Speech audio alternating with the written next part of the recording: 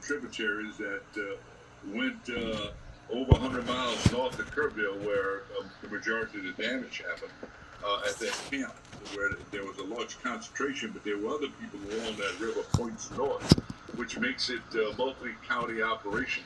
I was looking at the FEMA update a few minutes ago, and flooding has been a major issue throughout the region this year. And FEMA Region 6 out of Denton, Texas is handling this. But we need to go back and take a strong look at the alert system and the plan to tell people to evacuate. Don't use bureaucratic terms. Evacuate. Like when you have hurricane, we have mandatory evacuation. We need to change the language, I think, to simplify it, and we need to improve the communications in those isolated areas, particularly those recreational areas, because the same thing happened in 1987 in the same area where this flood happened along Guadalupe, where 10 people died from a flash flood. Yeah, that was a horrible event for certain. And everyone I've been speaking to here, they talked about how unpredictable the river is. That event obviously left an indelible mark. And yet so many I've spoken to said this was an act of God, that you could never be prepared for the river. It's not an act of God. Overnight. I do hear a lot of that. But I'm wondering, from your perspective, as someone who oversaw Hurricane Katrina efforts, what do you think could be applied here in Texas from what you learned through your experience? Well, they're called river gauges. Put river gauges in. They're called sirens. Put sirens in. They're called increased cell towers so people will have communication. It's called Harris radios. Putting radios in along the river where people have access to it, particularly in those organized camping areas and inside the, let alone the park. Technology can fix this, and this is not new technology, but old technology that needs to be invested in. We don't want to have this trip again down this river. But no, I don't buy into the scenario that politicians are talking about. It's acts of God. That's BS. This could be prevented, and they're going to have to deal with that. Yep. Well, we'll be talking to those officials here shortly at this press conference. I'm here at this youth center in Hill Country to ask those questions that are outstanding right now that people want to have the answers to. President Trump, for his part, he says that he doesn't believe the cuts had anything to do with the loss of life, and it is still too early to definitively have an answer. And he's also talked about weaning the states off of FEMA, and yet at the same time he signed this federal disaster declaration, providing FEMA resources here to the state. What does that tell you about the importance of FEMA at a time like this? Well, it scares me because that's the system we have. We need to improve FEMA, not destroy it. Right now, the president has 14 disaster declarations from governors throughout the country on his desk for approval, most of them having to do with floods and fires. And they have 5 active fire going on in the country now. FEMA is the organization that was established to assist states as needed. I don't see states being able to deal with all elements of the government after a disaster, because that's what it would come to. They would have to call the Coast Guard independently. They would have to call the Army independently without FEMA. That would make this totally not operative to be able to have counties and states dealing with all elements of government. When you call FEMA, you call one number, you tell them what you need, and it shows up. It may not be there when you want it, but it's on the way because of time and distance. I do not agree with this concept of get rid of FEMA. We will have a hell of a disaster period going into the future, particularly with the impacts of the amount of floods we're having and the amount of wildfires we're having because of global warming. Well, we need FEMA, there you go. And we need them to do what they're doing and do it better, but not destroy FEMA. That's a bad idea. It's an inhumane idea. Lieutenant General Russell Honore, always nice to have you on and to hear your perspective. Thank you so much. And more on this breaking news here in Hunt, Texas after this break. It's an inhumane idea. Billionaire Boys Club premieres Sunday at 10 on CNN. Ever worry that you're drinking too much?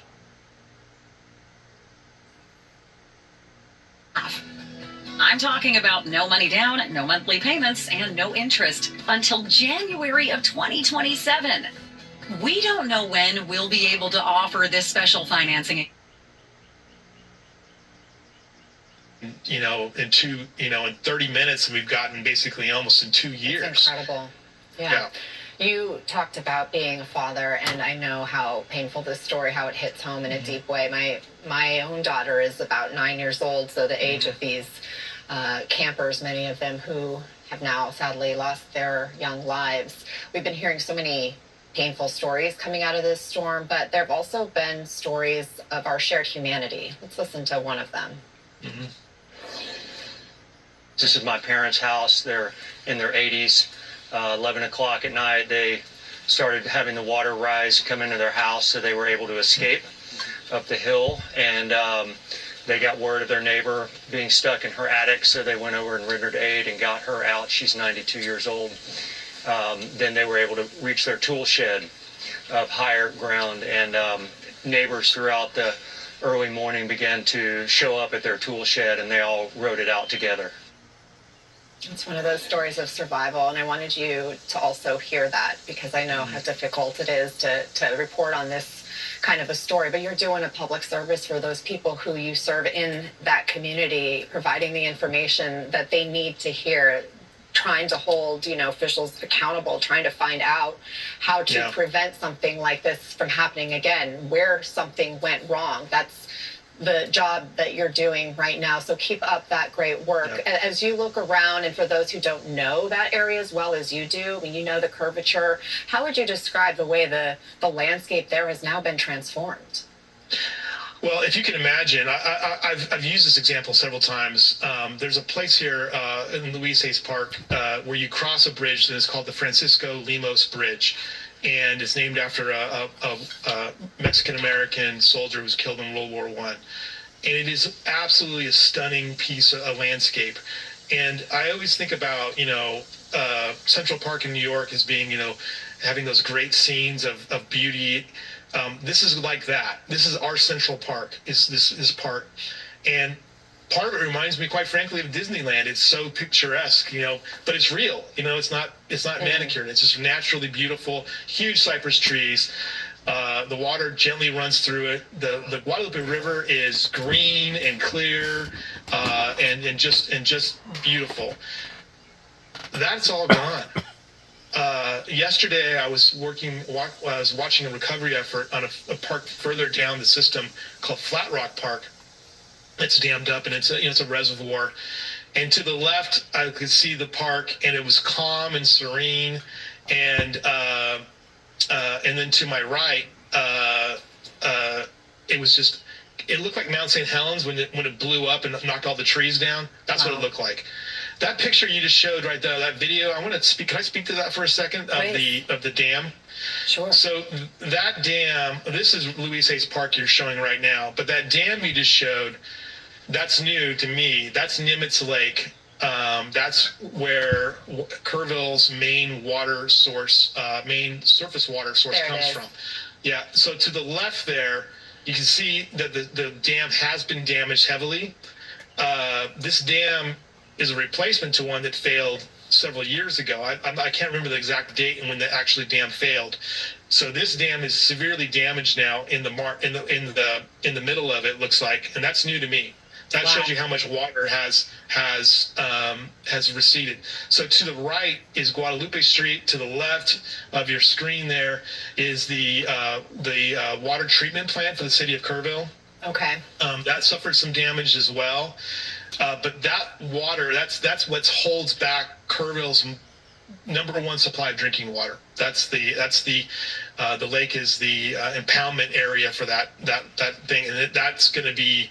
That's a significant development as far as I'm concerned here right now. Thank you for shining light on that, and that's obviously something we're going to have to watch closely in the days ahead as the real damage assessment is done. Louis Amistoy, thank you very much for your time. We really appreciate it. I got one more thing for you to think about here. Okay. It's not necessarily the warning signs, but the question for the long term is going to be, FEMA approved a lot of these camps to be in the floodplains, it looks like. And a lot of these businesses are right on top of the floodplain. There'll have to be some serious discussions here at the state level and the national level about what do we do with this interface with these recreation facilities, urban areas that are prone to devastating flash floods, not just here in Texas, but across the country. So sure, and especially with the climate crisis upon us, and these types of monster storms getting worse, and the amount of rain getting even more impactful, not just in Texas, but in other parts of the country too. You bring up important questions, again, for the days ahead for us to contemplate and for officials to consider in terms of the planning process. Thank you so much again, Lewis, for joining us. Lewis Anastoy. Up next here in Ana Cabrera Reports, face-to-face, President Trump and Prime Minister. They brought up several factors the other day in reference to this, that basically the ground, they've been going through a major drought, so the ground was super, super hard. And you would think that if you've been going through a drought, you would think that it would be like a sponge and it would absorb all the moisture dropped from the sky. But in actuality, it has an opposite effect. Once the ground gets so dry, it hardens, and once it hardens, if there's a quick flash rain, it just basically runs off. Plus the fact that they was getting all that moisture coming out of the Gulf, and if I'm not mistaken, there was another victims of the post office scandal are now calling for there was another front that was coming 60-day ceasefire out of Mexico that was just basically pumping moisture up into that particular system that done this damage the way that it did. And I know whenever I say stuff like this, then it kind of sounds far-fetched. But a few years ago, I think it was in 2018, maybe 2019, Waverly, Tennessee, in Humphreys County, Tennessee, just east of the Tennessee River, went through the same type of scenario, that they got something like 16 inches of rain in like 6.5 hours. Of course, they document it in a 24-hour period, is the way that they label it. But it was almost as if you had a hose drawing down from the Tennessee River, drawing the water from the river up into the clouds, and then there was another hose that was dispersing it all over about 4 or 5 different counties right there. Whenever these scenarios set up this way, it doesn't matter if it's moisture coming out of the Gulf or it's moisture coming off of a river or a lake base. The fact of the matter is, because we are dealing with abnormalities with the loft, the atmosphere being so hot, it is responding and reacting in different ways than what it normally has been reacting in the past. And this is something that I know, especially whenever you get to looking at like Donald J. Trump, old school people, that refuses to want to believe that it's we the people that are affecting the planet. And the sin is one part of it, but the stupidity is the other part of it. And I still say, recently they had a plume of heat that come out of an area, I think it was somewhere over in Oklahoma or Texas or maybe Kansas or somewhere up in that area, that wasn't but about maybe 200 miles wide, 152 miles the other way. But it was very unusual for that to have been like 10 degrees hotter than everything else around it. Everything else around it.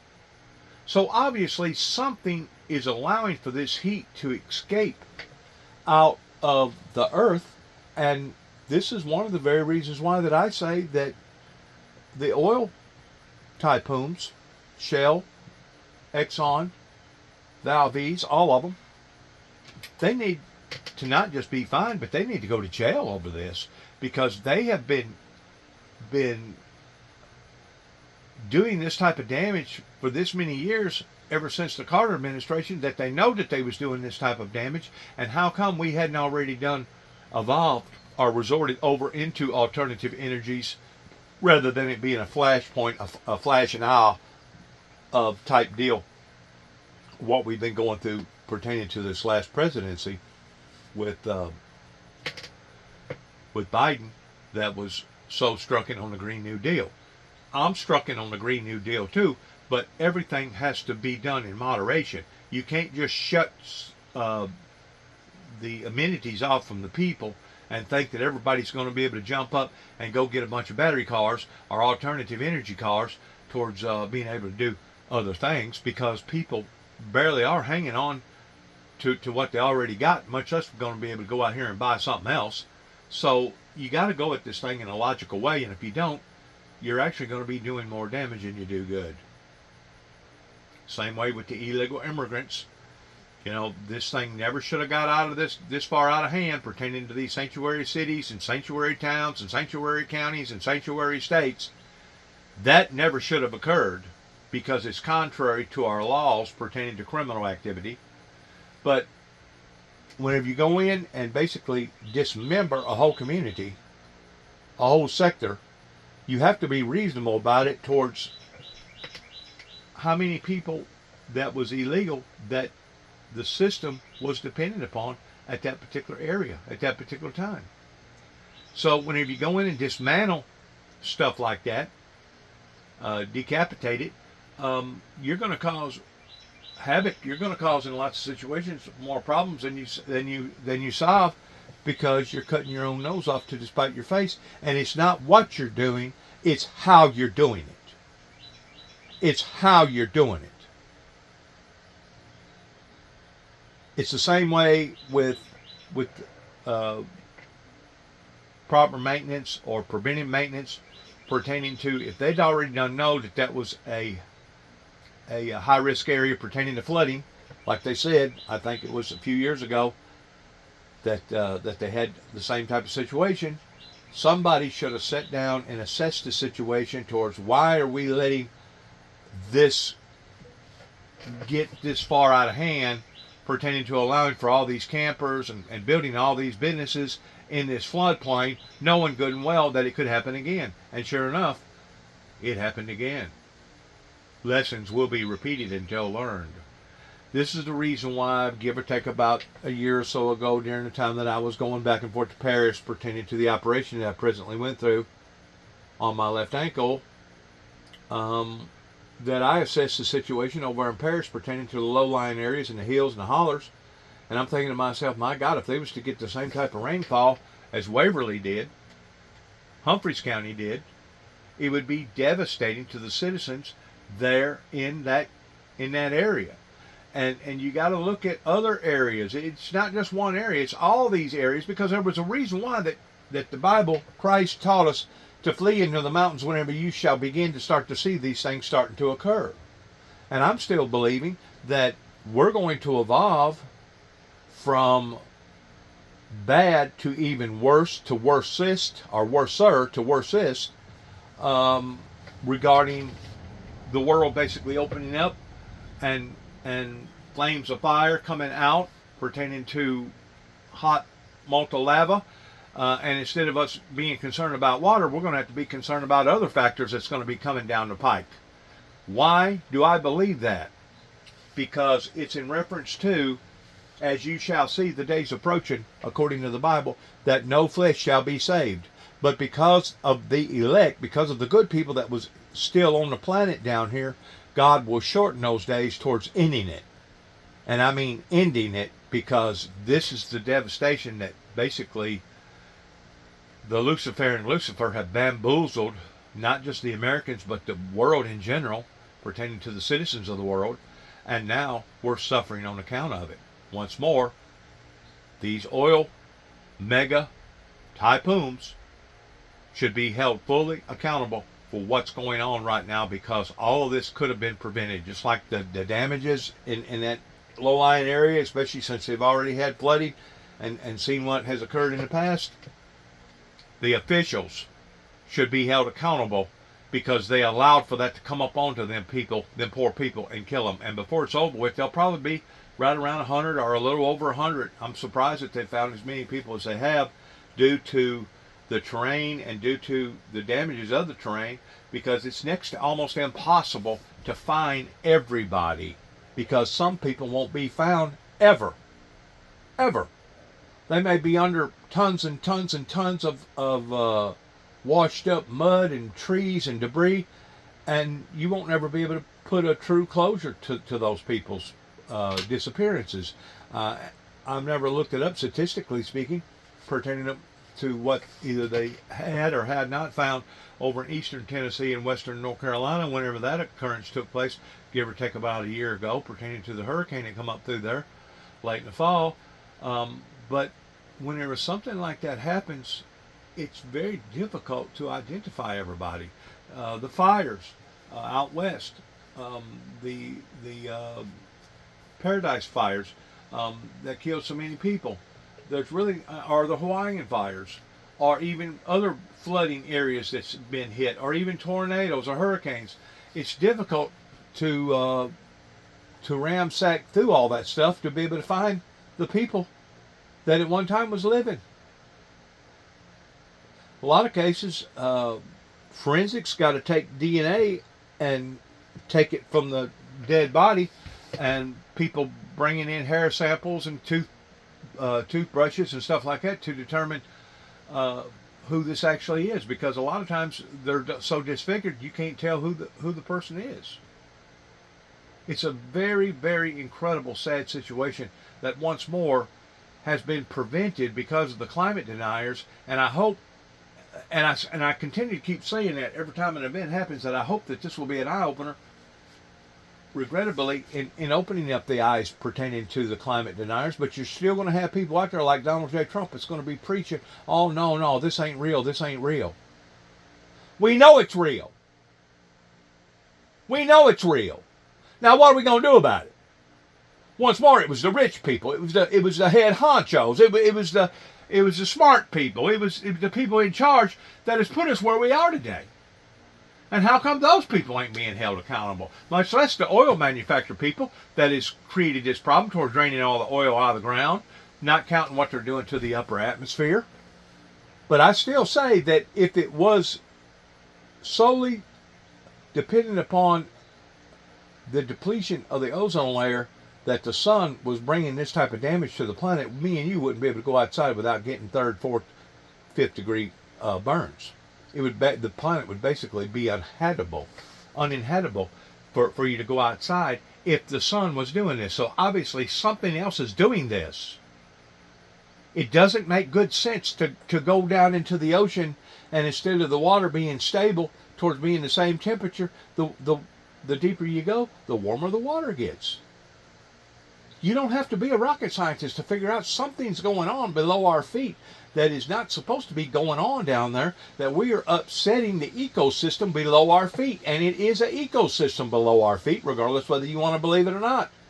Just like there's ecosystems in rivers, just like there's ecosystems in swamps, there's ecosystems in oceans, there's ecosystems pertaining to people, there's ecosystems pertaining to birds, there's ecosystems pertaining to the atmosphere above the clouds. Whenever you go to disproportionalizing those ecosystems, you're going to have unnatural effects.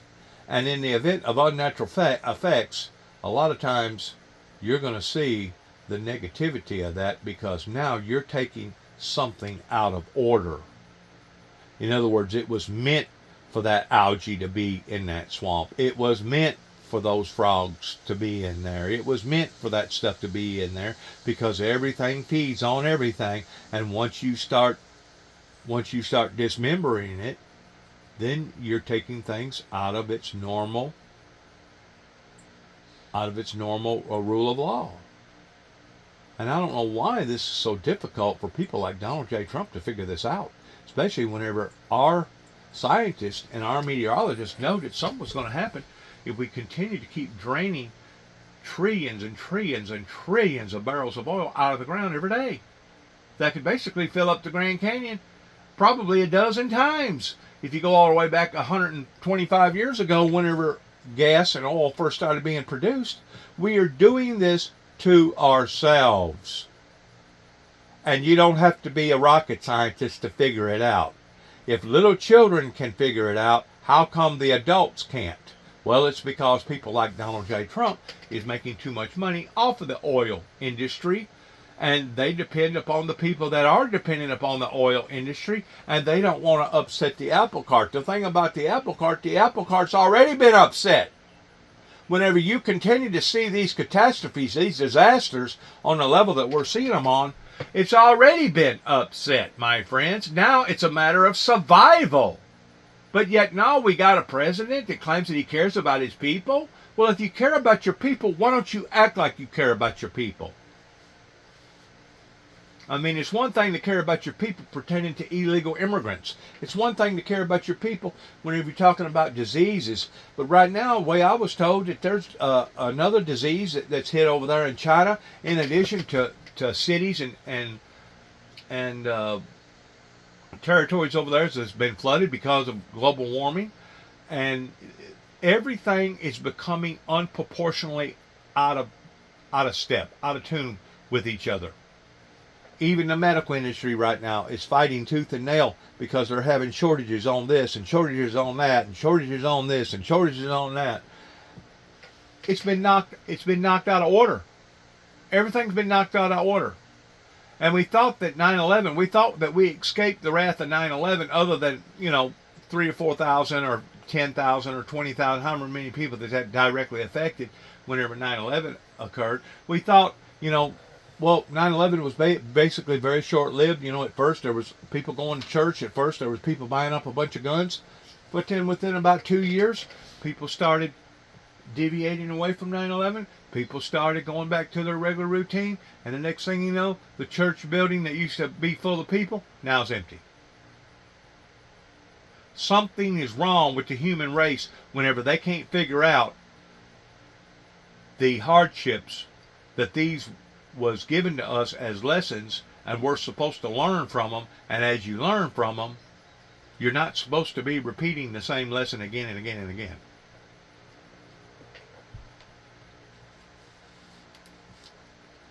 Good luck to all of us in this trying time that we're living in, because whenever the Bible talks about these perilous times that we're living in right now, it means every bit of it. Might have a chance. With the recent uptick in sick calls and deaths, officials are now warning the public to stay away from sick mammals and even some seafood. The California Department of Public Health issued what it calls a quarantine for all recreationally harvested mussels for the entire California coastline. A separate advisory was issued for clams, scallops, and oysters in Santa Barbara, LA, Orange, and San Diego counties.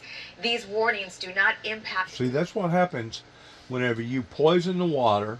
You're poisoning the things in the water. Fish, mammals, seagulls, shells, etc. As these elements are now crawling out of the ocean and dying, people get around them, and the same sickness that caused the death to that particular mammal now is causing the sicknesses among the people. You get one thing out of focus, the next thing you know, everything gets out of focus. It's kind of like telling a lie. Once you tell one lie, then you got to tell another lie to cover up that lie, and then you got to tell 2 lies to cover up the other 3 lies, and it just goes on and on and on. Once we start seeing the effects of either what we're doing or what we're not doing that we should be doing, we should do something about it if we care about our survival. I'm beginning to wonder, maybe we're doomed. Maybe we don't care about our own personal survival. Maybe we don't care about our children and our children's children's survival. Maybe we don't give a you-know-what towards how that our grandchildren are going to inherit this great indebtedness of not only being 37 trillion, but now add another 5 trillion on top of it. I don't know what has happened to the human race. It's as if they've all drinking out of the same water fountain and then become brain dead. Like they've gotten brain fog. I don't know why they can't sit down and reason among themselves and realizing, my God, we're doing this to ourselves. What are we going to do to prevent from it happening? But of course, whenever you got people that spewing out lies every 5 seconds pertaining to Donald J. Trump, in which some of the stuff Donald J. Trump talks about is actually on the money. Some of the stuff that he talks about is actually good, or I feel like that it is. I don't think everything about him is bad. I mean, how can you look at one particular person, even though they're a bad person, and say, well, everything about that person is bad? Because if you really get to looking long enough and hard enough, you'll find something within that human being that they done some good. So everybody can't be all good. Everybody can't be all bad. But you got to be within the point of reason pertaining to practicality and being able to determine these things. And if you can't determine these things, then odds are you're probably off in la la land in another reality to begin with. Good luck to all of us. God bless America. God bless our troops. God bless our endeavors towards which way that not only America but the world goes from this moment on, because it's obvious that we are in a fixated mode or a honing pattern right now of seeing these disasters again and again and again. And if we're not smart enough to work our way out of these problems, my friends, are only going to intensify.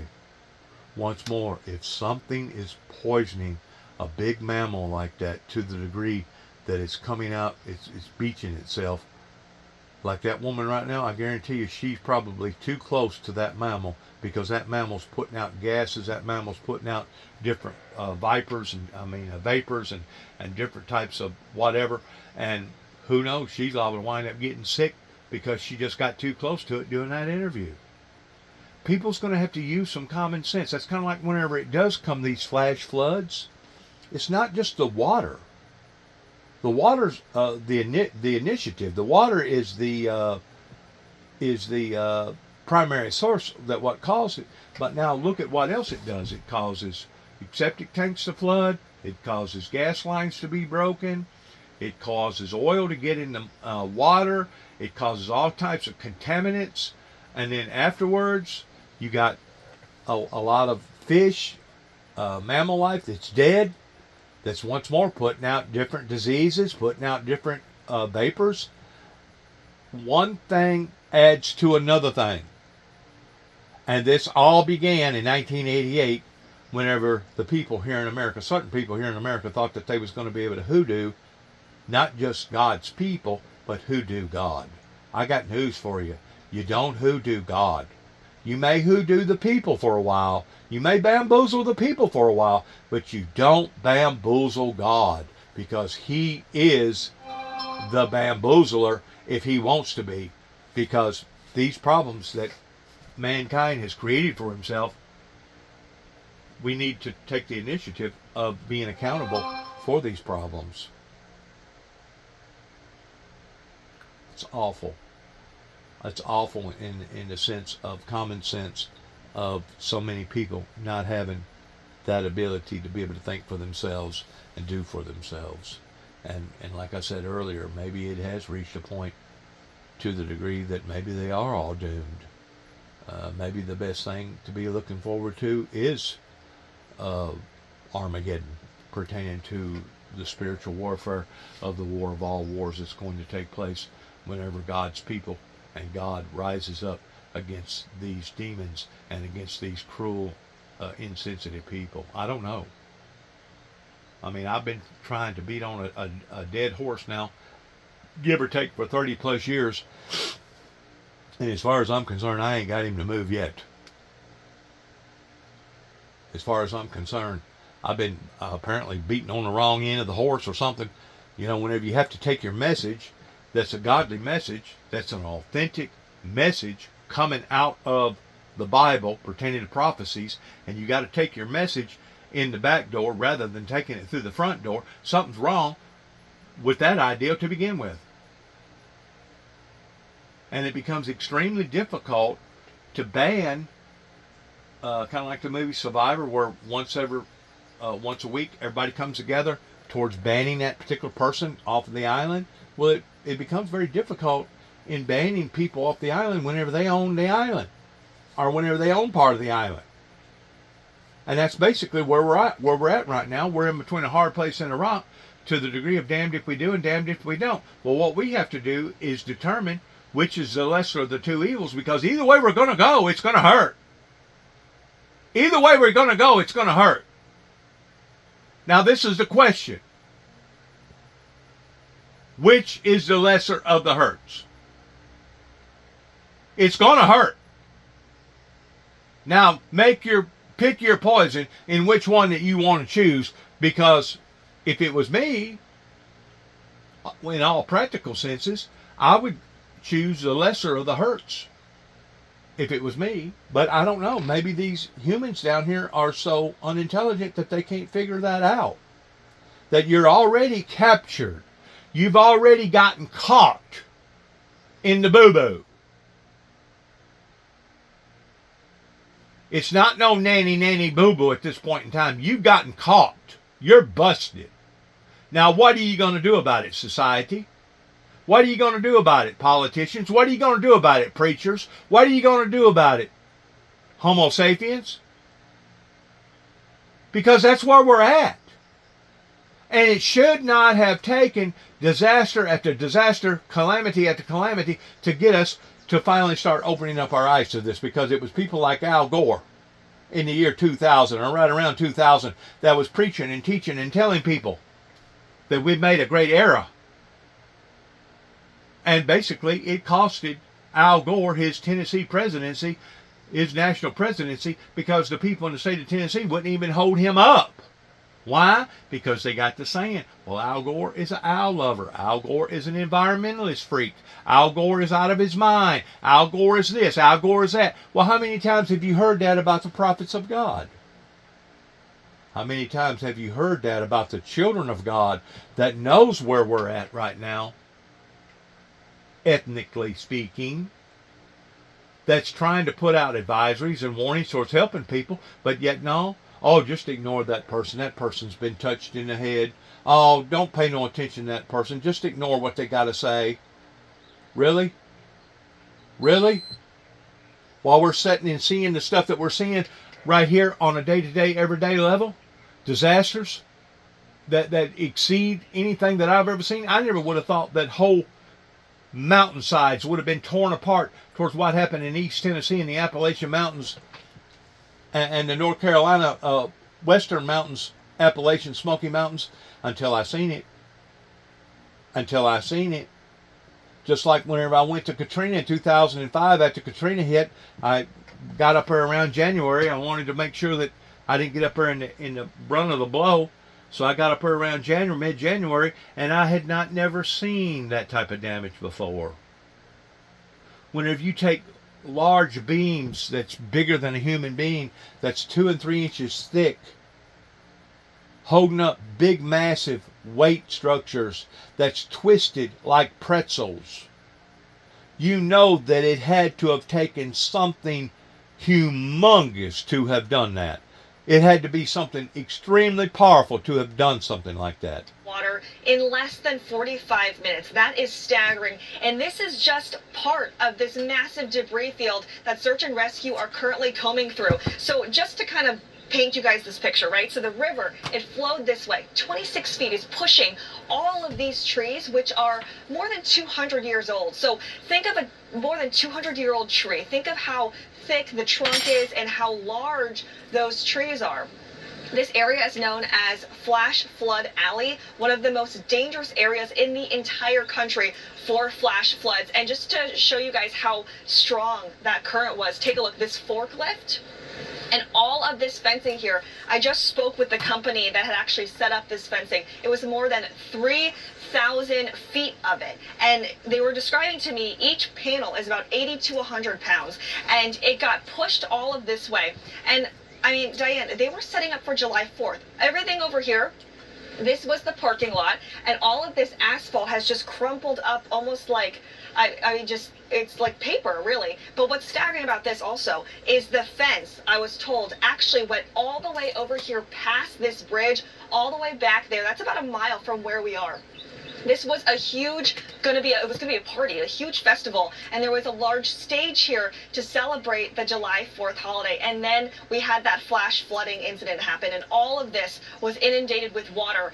And I can't even really put this into words, Diane, because not only do you see like this forklift here that looks like a toy, it smells of diesel. It's a very strong fuel smell, because not only is there a forklift here, there's another crane over this way, and then there's more cars that are just strewn within this area. There's search and rescue currently over here in these trees. They unfortunately are looking for bodies, and that is what search and rescue is doing for today, and they've been doing this all weekend long. Not only are they looking for survivors, they're looking for people, because there are just so many people missing. Diane. All right, Jacqueline Lee in Kirk County, and officials in Kirk County are now giving an update on that deadly flooding. Let's listen. Bodies here in Kirk County, including 48 adults and 27 children. Of this 48 adults and 27 children, 15 adults and 9 children are pending identification. At present, there are 10 campers from Camp Mystic unaccounted for and 1 counselor. We continue to offer our condolences to those affected. Reuniting the families remain our top priority here on this operation. Please note that Highway 39 of an Old Ingram Loop remains closed to the public. Other than those who live in that area would not be allowed out there. I will now turn it over to Senator Cruz. City Manager Dalton Rice. Good morning, Dalton Rice, the city manager for the city of Kerrville. As everybody knows, we are working in conjunction with the city under a unified command response, and again, a lot of devastation. Our hearts go out to the families and the victims. We want to continue to work together as a community. We love the media support on this to be able to communicate that message, communicate family, communicate togetherness, and we really appreciate all the support and helping us be able to do that. Search and rescue, as the sheriff said, search and rescue operations will continue today from Hunt in North Kerr County all the way to Canyon Lake in Comal County. Now, we're only focused on the Kerr County side, but we wanted to talk about that because for a linear from Hunt all the way to Comal County in a straight line distance is over 100 kilometers. This is a massive field that is happening. And again, this is unprecedented flood events. So we are still currently in the primary search phase, which is the rapid one. They are running it, we have different segments that are gridded out. Each one of those segments are taking anywhere between an hour to 3 hours, up to 2 kilometers for each segment. So what that means is they're running into a lot of technical challenges with terrain, with water, even potentially, with weather, in the rising fields. We've talked about this before. Volunteers stay out of the way, because if we start getting weather reports and all the other complications that are out there, we then have to pull off of those search and rescue missions to be able to communicate to those volunteers to get off, to make sure that they don't become victims themselves. Those operations involve 19 different local and state agencies, in addition to conducting primary and secondary searches. They will be conducting welfare checks on areas in North Kerr County impacted by power outages. And when we say search and rescue operations, that is boat, walking, on the ground, dogs, drones. Again, keep personal drones out of the air. Helicopters. We do have other assets that are continuing the search as well. As of present, KPUB, which is the Kerrville Public Utility Board, is reporting continued power outages between Hunt and Ingram along the South Fork of the Guadalupe River in Hunt. In the South Fork area, there are approximately 40 down power lines and significant infrastructure damage. KPUB has brought in additional utility personnel to help with restoration, but it's not possible at this time when the power is going to be restored. There are some substations along with those power lines that we are still trying to get access to just from debris buildup or them being completely wiped out. So we do not have an estimated time on when those are going to be fixed.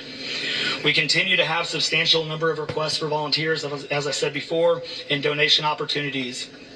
We are asking those who want to volunteer to contact the Salvation Army in Kerrville by phone at 830-465-4797 or in person at 855 Hayes Street in Kerrville. Monetary donations can be made on the Community Foundation of the Texas Hill Country's website at www.communityfoundation.net. They have a Kerr County Relief Fund set up on that site. And I will now turn it over to the Mayor, Joe Herring. Thank you for being here. I need to tell my community and those families who are waiting, this will be a rough week. Primary search continues, and we remain hopeful every foot, every mile, every bend of the river. Our work continues. You need to know that we have been blessed with help from the community, from the state, and the nation. We have trained experts who are helping in this effort. If you want to volunteer, it is important that you contact Kerrville Salvation Army and register. Dalton gave that number, but I'm going to give it again. 830-465-4797. We need focused and coordinated. That was one of the things that I took notice in admiring of the disaster that hit in Kentucky whenever the ice storm hit, is that they wanted everybody to register. It didn't matter if you was a humanitarianist coming up there doing free work, or if you was a contractor charging for the work. They wanted to make sure that they knowed where you was, who you was at all given times. And I went and got my paperwork done in Paducah, Kentucky before I ever wound up going to Mayfield, Kentucky. This was after I got run out of Livingston County in trying to help up around Grand Rivers, Kentucky, and the other side of Livingston County over towards the Ohio Riverside. But I was sure to get that documentation, and I still got that documentation. Whenever the things that I talk about, I'm not just talking and whistling Dixie. I can prove the things that I'm talking about whenever it's me personally that's been involved in certain situations in certain areas. You need to go up. The children, the little girls who were lost at Camp Mystic. That's every parent's nightmare. Every mom and dad. Last week, we were picking up our daughter from camp here in Hunt. Our girls have gone to camp here for a decade. The Hill Country is an incredible part of Texas, part of the country. The natural beauty here is incredible. The camps that have raised generations of little girls and little boys and instilled character and love and faith are extraordinary institutions.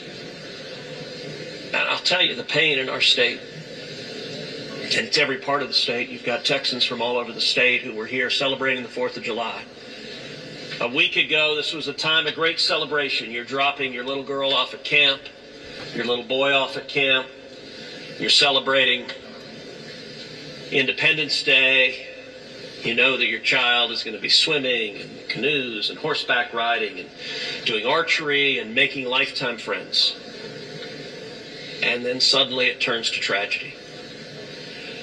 For the last several days, I've spoken to multiple parents, scared out of their mind.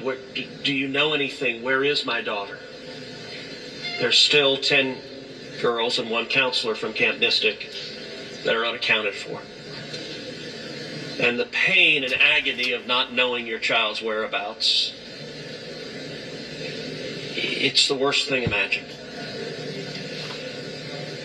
But I want to say, in the face of all of this, it is simultaneously inspiring. Every time there's a tragedy, every time there's a natural disaster in Texas, Texans come together. Texas is a big state. We got 31 million people, And we have hurricanes, we have tornadoes. It shouldn't take a tragedy on this level to bring people together. These people's lives have been terrorized and will be terrorized for the rest of their lives. Some of them will never get over this pertaining to post-traumatic stress disorder.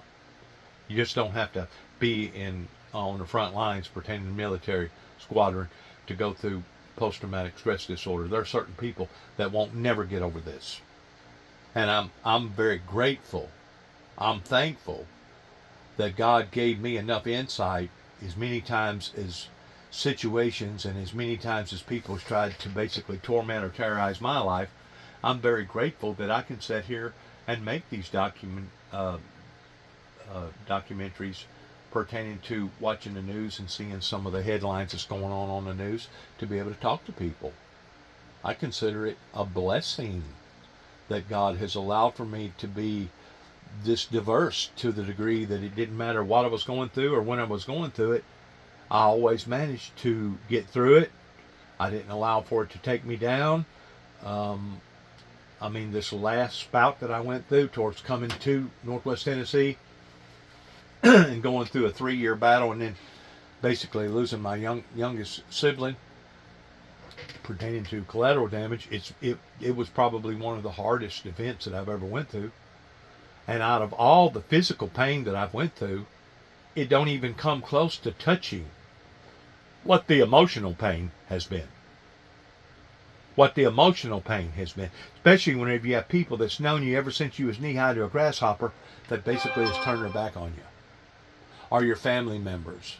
Or your people that you went to school with. That you treasured going to school with, and now all of a sudden they don't want to have nothing to do with you. Because why? Because of all the lies, because of all the deceit, because of all the stereotyping. It shouldn't take a major disaster like this to bring people together. That's my point. And if anybody needs to be shunned or chastised, it should be the individual or people like the individual that's up in behind the speakers right now, because these people had already went through this type of situation by looking and analyzing what the weather is doing, not just in America but all over the whole planet right now. It shouldn't be no debating the fact that we're going to have to make preparations for events like this, regardless whether we like it or not, regardless whether it's going to cost more money versus putting in a 2-foot cover versus a 4-foot cover, because eventually you're going to need that 4-foot cover. You may not need it this year, may not need it next year, and I hope to God that you never need it. But I'd rather have it whenever I need it than to need it and not have it. Kind of like a gun that people want to degrade. That it's not the gun's fault that's created this atmosphere of harm and distress, but I'd rather, or even a tornado shelter, a safe shelter, I'd rather have it, not need it, than to need it and not have it. So people are going to have to awaken, even though you have climate deniers like Donald J. Trump that wants to continue to keep feeding you full of lies and deceit, bamboozling not just the American people but the world. You're going to have to awaken of the fact that something is going on. We have made some horrible, horrible mistakes for these events to continue to keep bombarding us, of us being ravaged again and again and again and again. Lessons will be learnt, will be repeated until learnt. Please, please. Brief right now, that might seem hard to fathom. But Texas will come through this.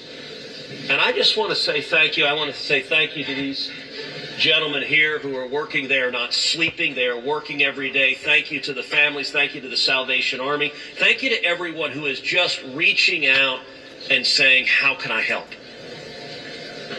But regardless whether you want to believe it or not, pertaining to the spirituality side of this,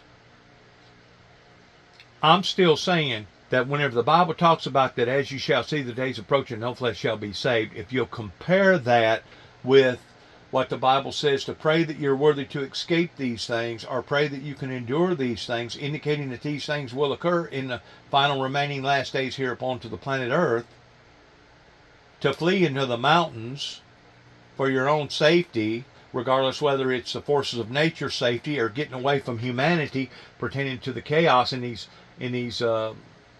in these cities right now that's going on, like in L.A. and Chicago and Atlanta and New York. These dynamics that we're going through right now is not a fantasy of some sort. This is real. And the people that knows that it's real are the people that has recently went through stuff like this, or the people that has been gifted enough of going around towards doing humanitarian work, regardless whether it was ice storm, regardless whether it was a flood, regardless whether it was a famine, regardless whether it was a fire, regardless whether it was whatever, in identifying the seriousness of all this. The seriousness of all this. Because there is a holding pattern that the world is on right now towards seeing the destruction on levels that even it's baffling scientists and meteorologists pertaining to what's happening. Why is that? Because they was fed a bad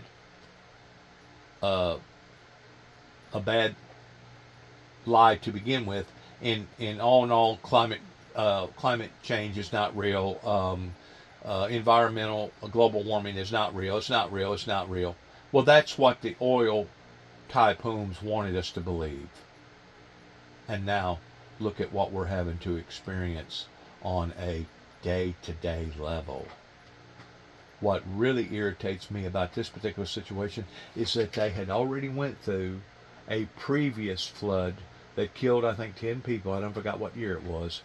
But they know that this could happen. They know it could happen.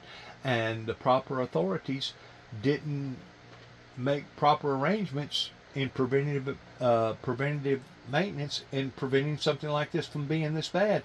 Or they at least should have brought in sirens and used up-to-date modern-day technology to be able to warn people to give them a chance to get out of this. But if I'm not mistaken, this happened so fast. You're talking about a 45-minute period where the water went from one level to another level in less than 45 minutes. It was something like 3 stories high. I don't know that anybody could have properly prepared for this, no matter what type of technology that they had, because this was an abnormal event. How can we implement processes better in the future to prevent this same loss of life? Senator, there were claims that the National Weather Service sent that first flash flood warning that should have alerted phones at 1:14 in the morning. But we have a federal public database maintained by PBS Warn, that says the first emergency alert wirelessly here in this area to Kerr County was not until after 9 a.m. That was more than 4 hours after the severe flooding had come to this area. Did you know that? Have you seen that? What's your response, knowing the state and cuts to the NWS in recent months by this administration? So I don't know the source for what you're saying. All of the public reporting I've seen is that there were 2 alerts that went out, one just after 1 a.m., one after 4 a.m. You know, I can tell you, I talked about the partisan finger pointing. I think there have been some eager to point at the National Weather Service and say cuts there led to a lack of warning. I think that's contradicted by the facts. And if you look at the facts in particular, number one, that these warnings went out hours before the flood became a true emergency level. But number two, the National Weather Service here, New Braunfels is where they were headquartered. They had additional manpower. In fact, they had 3 additional people working that night, anticipating that it was going to be a very dangerous weather situation. I also think it's worth noting that the National Weather Service Union, which has been very critical of the DOGE cuts, has publicly said that they don't believe that Okay, let's look at something else. Let's look at what Texas has recently went through pertaining to their grids. Their grid system, their electrical system. Texas has always had this ego, as big as Texas is, driving their big fancy trucks, big high trucks, and living their high almighty lifestyles, in which that's fine. If that's if you can afford to do that, that's fine. But for some reason they didn't want to hook on the national grid. They wanted to maintain their own little deal in their state towards being self-sufficient, which that's fine too, as long as you properly prepared for it. They didn't properly prepare for it a few years ago whenever the extreme cold weather went down into that area, basically shutting the biggest majority of Texas down, because Texas ain't, they're in a tropical type southern state. They're not equipped for this, and I don't know how many people it killed, and I don't know how many billions of dollars worth of damage it had done towards factories shutting down and causing extreme problems. I mean, whenever you have factories that's got stuff in the vaults and stuff that's mixed up in the material, and then all of a sudden all your power goes out, well, guess what's going to happen to all that stuff? It sets up. Next thing you know, it's ruined that whole deal going on. Kind of like trying to mix concrete up in a concrete truck, and all of a sudden something happening to the concrete truck. If you don't hurry up and get that concrete out of that concrete truck, it's basically going to ruin that concrete truck. There has to be escape plans. There has to be preventative maintenance. There has to be better thinking than what we have seen coming from the Longhorn State. And I don't mean to be critical about that, but whenever you're talking about human lives, come on. Come on. Even the state of Tennessee, whenever they went through what they went through, and there was some massive blackouts in this state, the president of the TVA basically made a public announcement apologizing to their customer base, apologizing to them, because they know that they had failed them. They know that they had failed in that department toward being able to produce enough kilowatt power to accommodate the people during that particular event that was so cold that it caused so many problems. I mean, you literally had schools that was out of school during that time in the winter time that didn't have adequate heat in the school, that their fire extinguishers froze and bursted and caused thousands and thousands of dollars worth of damage in a lot of these public facilities. Why? Because you didn't use proper preventative maintenance. Just like all these lives could have been prevented. It's so sad. Into low water areas, trying to get them out, which then can make it even more challenging, because these flash floods happen very quickly. That's what. And so we saw that in 1987, but was there any discussion back earlier when it wasn't too late? Was there any discussion about that among the officials? Sorry, repeat your question. Was there any discussion to evacuate or activate any emergency plans before it was too late, where it would be very dangerous? Well, so again, just like disasters in Texas everywhere, it's very tough to make those calls, because what we also don't want to do is cry wolf. We don't want to. In 2012, I think it was 2012, the Grand Ole Opry in Nashville, Tennessee flooded for the first time. All that area that used to be a theme park, pretending that mall, it basically got underwater. Now, they said that this was a 100-year storm. They said that it was a 1,000-year storm. They said whatever. This was a natural catastrophe that ordinarily don't ever happen.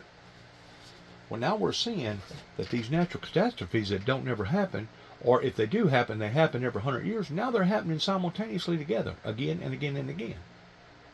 So what the people should do in those low-lying areas that received all that flooding, they should make arrangements that if that was to happen again, which it will happen again, it may not happen in their lifetime, but it will happen again, to have some sort of plan of action to be able to at least get the heck out of there to where they could save themselves. Now, I'm just going to use the state of Oklahoma for an example. The state of Oklahoma has been well known by people all over the world pertaining to basically being Tornado Alley. And because it has taken so much property damage, and because it's taken so many lives, the state of Oklahoma made it mandatory that if you build a new house it's mandatory now to have a safe house or a storm shelter, either in the house, under the house, or around the house. That way you can at least save life. In other words, they awoken, just like the people down on the Gulf Coast, Florida, other places, been used to hitting tornadoes. Well, now it's mandatory to use extra support in their building codes to make sure that they build something that will at least halfway stay together, rather than it just blowing it apart like it was some sort of a hut on top of the ground that can be blown away by 90-mile-an-hour winds.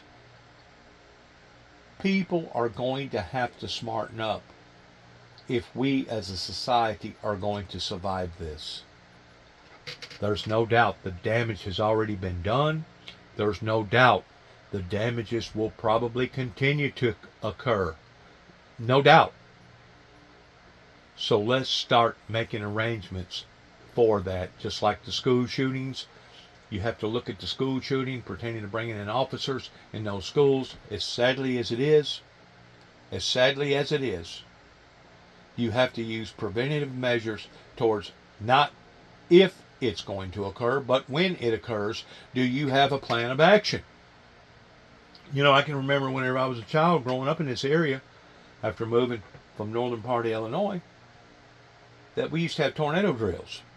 And they bring all the kids out of the classrooms and put them in the hallways to sit down and put your hands over your ears and put your head down, and basically to try to minimize the damages that was going to be done involving a tornado, because we are basically in Tornado Alley here. I think out west, the way that I understand it, back in the late 50s and 60s, they was actually having nuclear arm drills, not knowing if Russia was going to press the big buttons before America was going to press the big buttons. This was a very, very unstable time for the world to be in, that Ronald Reagan and people such as myself hopefully helped to eliminate that problem whenever Ronald Reagan talked about the evil empire over in Russia and talked about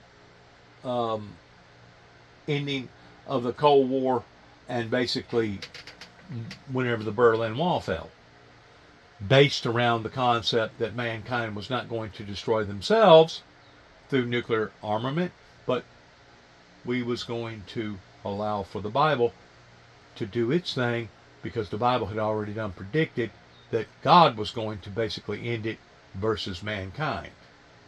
Well, that was a good concept on paper, but the thing about it is, whenever Ronald Reagan and the Bushes got off the airplanes, didn't nobody actually implicate that. They was talking about it, white man speaketh with forked tongue. They was talking about peace out of one side of their mouths, but on the other side of their mouths, they was actually doing just the opposite. And I truly believe, and I always believe, that what went on in Desert Storm, Desert Shield was a boo-boo that basically costed the American people over 3,000 lives regarding 9/11. Keep in mind, it's all based around the analogy: for every action is a reaction. And even though we live in a big, big world, and it's a long way from here to the Middle East, or here to Russia, or here to wherever, India or Africa or wherever, we're now all in it together to win it. And as long as we're tearing one another apart and destroying each other, we're never going to win it. We're never going to come out of this. Our survival is limited in any of us coming out of this alive. Please, please take these things serious. Country is incredible. It is beautiful. And these summer camps, Camp Mystic is an incredible Texas institution. For a century, it has made a profound difference helping young girls become strong women in Texas and across the country. And so, for me at least, I'm praying for these camps. I'm praying for all the campers, everyone implicated, everyone impacted. And I hope we come together and stand as one doing that. But please, another thing, quit blaming all this on God and start blaming this upon humanity, or at least go to the true source, the core of origin, pertaining to evil. Because these pot shots that are coming down from heaven supernaturally out of the sky, these are the warnings that the Bible's done already told us about to prepare for, that ultimately in the end, to pray that you're worthy to escape these things or to endure them. Ultimately in the end, it says that Satan will come down in great wrath because he knoweth his time is short. It's not just pertaining to a maniac with a gun towards wanting to kill a bunch of innocent people, but it's stuff like you're looking at right here. You're going to have to physically, emotionally, spiritually change your line of thinking if you're going to survive this. Do you hear me? You're going to have to change the things that you've been taught, are brainwashed in believing, indoctrinating in believing, if you're going to survive this.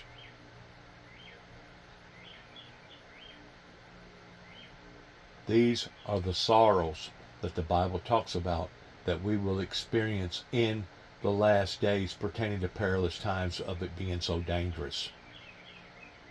We're going to have to work smarter versus working harder. We're going to have to really fine-tune where we're at in the time zone that we're in, which is 30 years behind where we ought to be right now, in making up lost time in every department imaginable. From these local officials to do anything. In fact, we just heard the city manager say, listen, we knew that the rain was coming and it was getting heavier, but then we were at a point where we wrestled with, if we order evacuations now at, let's just say 2 or 3 in the morning, what is that going to do for the rescues that are already happening? I mean, their major concern was, if we're doing this at 2 or 3 in the morning and getting hundreds, if not thousands of people onto the roadways, are we putting more people in jeopardy? And that's where the frustration and concern comes in with especially residents. We just talked to the woman who owns this. That's BS. That's lying to the public, is what that is. I'd rather prepare for something rather than to be blindsided of it. I mean, if a meteor's coming out of the galaxy and is heading towards Earth, please tell us about it so that we can properly prepare emotionally, spiritually, physically. That way we won't be blindsided.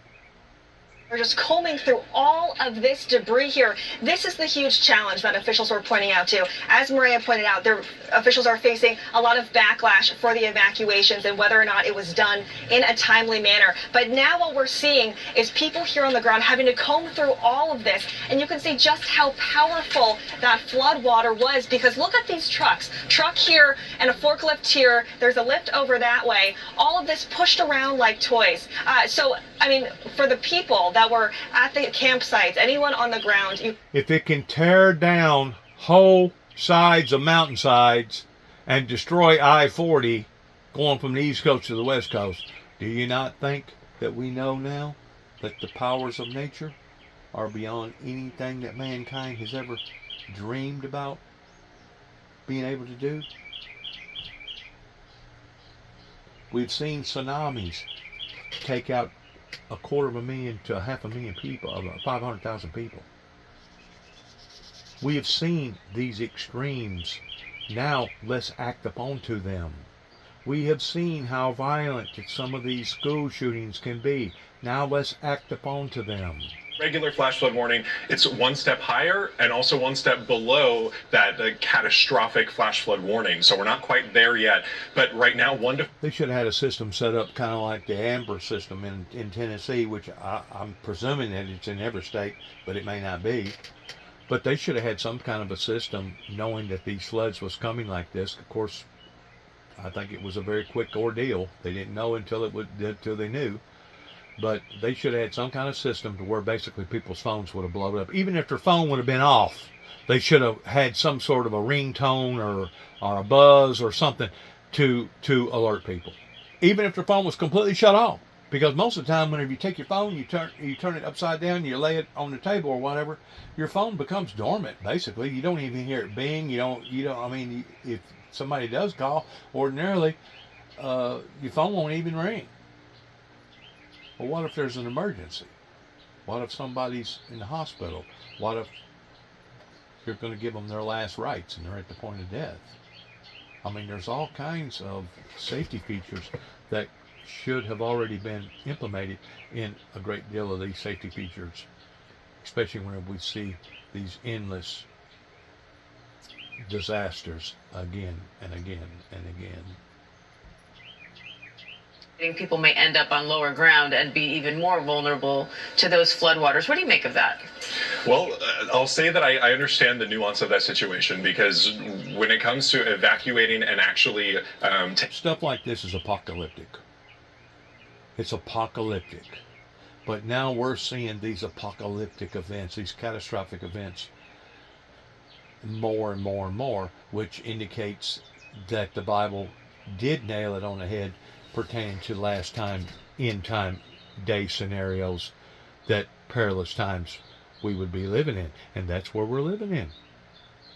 You know, I'm just the messenger. I'm just delivering the messages. I'm not the one creating all this. I'm trying to help people's lives, not destroy them, not tear down. My whole concept in my life has always been a builder,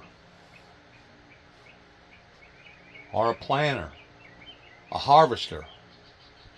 And flood alerts like this, you have to take it seriously in these areas, because it's historically where it happens. Yeah. And so, you know, it's happened before, and now it's happened again, and hopefully we can prevent it from happening again in the future. Yeah, that's for sure. Kent and Jarecki, thank you.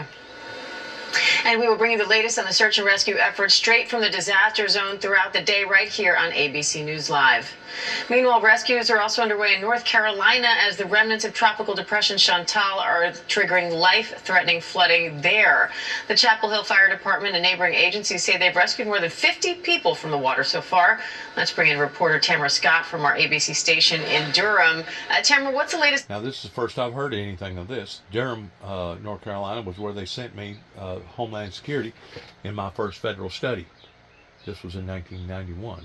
Business in the shopping mall has that close sign there, partly because this water line you see here went into every single business. I'm about 5'7". That's just about almost 5 feet of water. Let's go inside and take a look here inside of the business, where you can really get a grasp and see the sort of damage that has happened inside of here, that 5 feet of water. This is one of the businesses here. You can see so much dirt, debris, and mud that is going on in here. And I got a chance to talk with the manager here. He told me this is not the first time that they've seen flooding like this, but this is by far the worst here. I got some gloves because I want to show you. This is just some of their merchandise here. There are some shoes, flip-flops here that they say, if they're salvageable. I still say that you could take one of them kid toys, like a truck or something, and make some sort of a plow on the front of it, and remotely go in there and be able to scoop out a lot of that stuff while it's still wet in the mud stage, because after it dries, it's like 1,000 times harder to take from the floor and to clean it up. I don't know why somebody hadn't already developed something like that to where you could buy them or rent them out or something in case of a situation like this, because these situations are not going away, my friends. They're only intensifying. So sadly, this is our new reality that we're living in. Come on. That could have been worn by somebody very quickly.